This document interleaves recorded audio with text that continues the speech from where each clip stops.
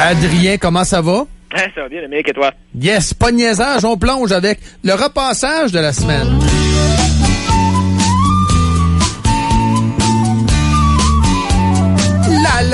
T'as 3 thèmes avec... là, on a 10 minutes. Moi, je dirais avec 2 sujets. Question de les développer comme du monde.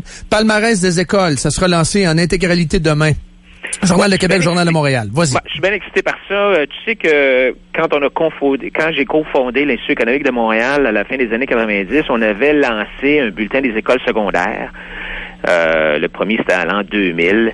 Et puis, moi, j'étais président du conseil, puis le président vient me voir et dit, Adrien, on devrait lancer un bulletin des écoles secondaires. Là, j'ai dit, écoute, Michel, nous, là, ça s'appelle l'Institut économique. Tu sais, pourquoi on s'embarquerait là-dedans? Puis sa réponse avait été très bonne. Il m'a dit, tu sais, quand tu as un marché, parce que l'éducation, c'est un marché, là, tu sais, on achète, je comprends que c'est le gouvernement qui paye, là, mais les parents sont les clients, tu sais, de ce marché-là. Si tu veux avoir un bon marché qui fonctionne bien, il faut que les clients aient de l'information. Et c'est trop facile pour les élus qui dirigent le monopole de l'État en éducation de ne pas donner d'informations parce qu'à ce moment-là, ils n'ont pas besoin de composer avec la pression des consommateurs qui sont bien informés. Ouais. Et si donc les consommateurs sont informés, ben là, le contrôle du monopole de l'État est interrompu. Les parents peuvent être plus rationnels dans leur choix d'école. Les commissions scolaires vont être obligées de tenir compte des nouvelles demandes des consommateurs. Le travail des enseignants et des directeurs d'école va être plus scruté. Il y a moins de résistance maintenant. Là. Avant, il y avait beaucoup de pleurnichage, là, les commissions scolaires, les syndicats. Puis ça a-tu pas d'allure, puis cette école-là va avoir de la peine. Il y a moins de pleurnichage. Par contre, je vais t'amener sur un point. On sépare le privé puis le public. Ouais. Es-tu d'accord avec ça? Ben écoute, l'Institut économique de Montréal puis le Fraser, nous, ce qu'on faisait, c'était un bulletin. Puis c'est pas nous autres qui séparaient le privé du public, tu sais. Et notre argument, c'était de dire, écoutez, on peut ou non penser que c'est une bonne affaire de comparer le public puis le privé, mais oubliez ça un instant, là. Vous envoyez votre école, disons, vous envoyez votre enfant là, à l'école X, puis vous voulez savoir si l'école s'améliore d'une année à l'autre. Ben, vous n'êtes pas obligé de la comparer à une école privée, là. Vous n'êtes pas obligé de la comparer au petit séminaire de Québec. Tu compares tout simplement ton école d'une année à l'autre. Puis tu vois bien que ça plante. Tu sais, alors ça, c'est... Excellent point. Il y en a une, d'ailleurs, une école qui se fait remarquer là, cette année. Là. C'est une école en Gaspésie. Je pense qu'ils ont augmenté de 250 rangs. Là. Ils ont monté beaucoup. Eux autres, ils ont fait, comme tu dis, ils se sont comparés puis on se dit, d'après moi, on est capable de faire mieux, là. Oui, puis la réaction qui m'avait frappé à l'an 2000 quand on a lancé le premier bulletin, là, c'était la colère du ministre de l'Éducation de l'époque qui avait dit c'est épouvantable. C'était qui, donc? C'était qui? On va décourager les étudiants, on va décourager les professeurs. Mais c'était qui? Adrien, c'était qui? Je me souviens plus, c'était qui? François Legault. Ah, c'était Legault. Ben oui. Alors, c'est intéressant parce que François Quel Legault, bon flash! Quand il a quitté le ministère de l'Éducation, il était là au ministère de la Santé. Et quelle est une des premières choses que Legault a proposé à ce moment-là? Il a annoncé que son ministère allait rendre public, plus tard dans l'année, un bulletin des hôpitaux. Même affaire avec les écoles. Mais là, les hôpitaux se faisaient son affaire. Ben oui. Alors, c'est vraiment, moi, je pense que c'est bien excitant, le concept que ça va revenir. Ça avait été arrêté, le bulletin des écoles secondaires en 2008, parce que le ministère avait décidé de faire subir aux élèves qui terminent leur secondaire seulement 2 épreuves uniformes pour tout le monde, là, en français et en anglais. Puis avant, il y avait, en plus du français et de l'anglais, il y avait mathématiques et physique. Puis on pensait que ça prenait au moins 4 matières pour comparer les écoles entre elles, là, ou au moins pour suivre la tendance d'une école. Puis là, quand ils ont laissé tomber mathématiques et physique... c'était moins fiable. On s'est dit, avec seulement 2 variables, la démarche, c'est peut-être pas autant de poids. Alors, mais là, il y a d'autres variables, Adrien, là, intéressantes là-dedans, entre autres, le succès des petits gars.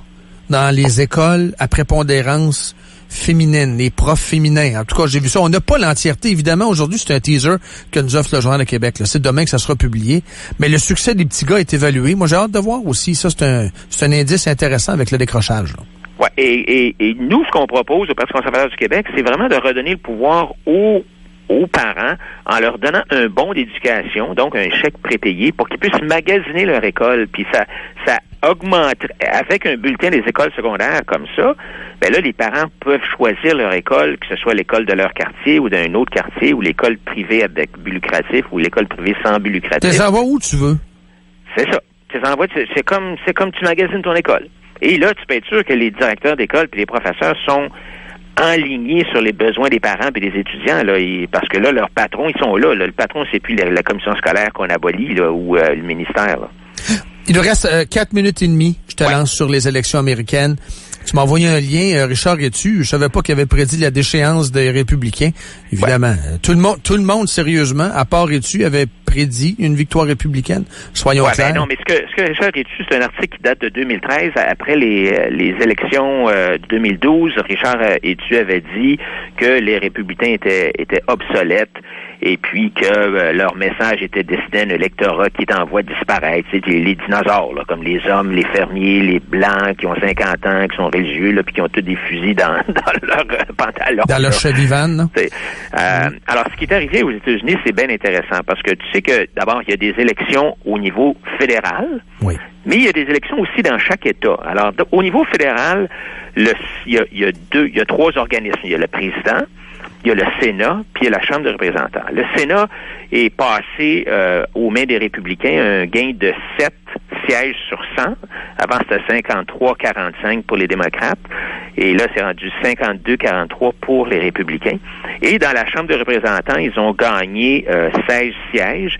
Et donc, ça veut dire que si on combine les deux ensemble, là, les républicains ont eu leur meilleure performance depuis 1945. On l'a fait avec Raphaël, ça. Puis des victoires également dans des États, au plan des gouverneurs, là, dans des États, des victoires surprenantes. Oui, et dans les États, donc, un peu la même chose. Tu as des gouverneurs, tu as des Sénats, tu as des chambres de représentants. Et là, les républicains ont gagné. On va appeler ça une majorité absolue. Là. Quand tu as un républicain qui est gouverneur et dans le Sénat et dans la Chambre, ça, on appelle ça une majorité absolue. Et là, les républicains ont eu des majorités absolues dans 24 États. C'est du jamais vu depuis 1938. Dans la moitié des États, ils peuvent faire à peu près ce qu'ils veulent. Ouais. Et là, tu as 4000 républicains qui ont été élus dans les États. C'est un record absolu, tout parti confondu. Et ce qui est le fun, ce que j'ai bien aimé, c'est que depuis une couple d'années, là, il y a eu pas mal de brassage dans certains États au niveau des syndicats. Hein. Au Michigan, on a aboli la formule Rand. En Floride, on a éliminé la déduction à la source. Avec Walker, entre autres, le gouverneur Walker. Hein, c'est ça. Et au Wisconsin, même chose. On a éliminé la déduction à la source, puis on a implanté une recertification annuelle des syndicats. Les syndicats doivent être revotés, réélus, comme si tu veux, à chaque année. Et ces trois États-là sont demeurés républicains malgré l'engagement des syndicats depuis une couple d'années. Autrement dit, ce que tu dis, là, c'est une grosse défaite des syndicats, des démocrates puis de la gauche. Ouais, mais bon, il faut dire, ça veut pas dire que les républicains vont gagner la présidence dans 2 ans. Parce que, bon, c'est une élection, on appelle ça midterm, entre les 2 élections présidentielles, donc le taux de participation est assez bas. Hillary Clinton va être quand même une candidate très forte. Et moi, ce qui me préoccupe, c'est que il n'y a pas vraiment de bon cheval au niveau des républicains jusqu'à maintenant. En tout cas, d'accord avec toi, il y a quand même... Rand Paul, je l'aime beaucoup, son discours. Sérieusement, on apprend à le découvrir. Il faisait la une du Time il y a 2 semaines. Il est devenu plus mainstream que son père. Le parti, la tendance libertarienne est en train de devenir plus mainstream que jamais. Ouais, mais c'est quand même quelqu'un qui est conservateur social. Puis tu sais, quand tu regardes libertarien, pareil, pas bien bon, là, tu sais, les républicains ont envoyé George Bush père, George Bush fils. Puis le Jeb s'en vient, ça y tente aussi. Ouais. Alors, tu sais, en tout cas, j'espère qu'il va avoir un bon candidat parce que Hillary Clinton, moi, je suis pas d'accord avec ses politiques, mais c'est quand même une personne qui a de l'expérience, qui est organisée, qui connaît le terrain. Et d'ailleurs, hier, il y avait une bonne analyse sur Clinton. Elle va brander sa campagne pour faire en sorte que si tu votes contre elle, t'es anti-femme. Ouais. Il va y avoir une twist assez déplaisante. Je te laisse 10 secondes pour conclure, parce que le chef d'orchestre est aveugle de me donner un coup de poing sur la gueule. Là. Alors donc, ne nous énervons pas le pompon suite aux résultats qui viennent d'arriver, mais on peut espérer quand même qu'il va y avoir, que les républicains vont envoyer un bon candidat contre Clinton dans 2 ans. Espérons-le, on se reparle la semaine prochaine. Salut Adrien. Merci, Dominique. Bonne fin de semaine. Salut, bye bye, bon week-end.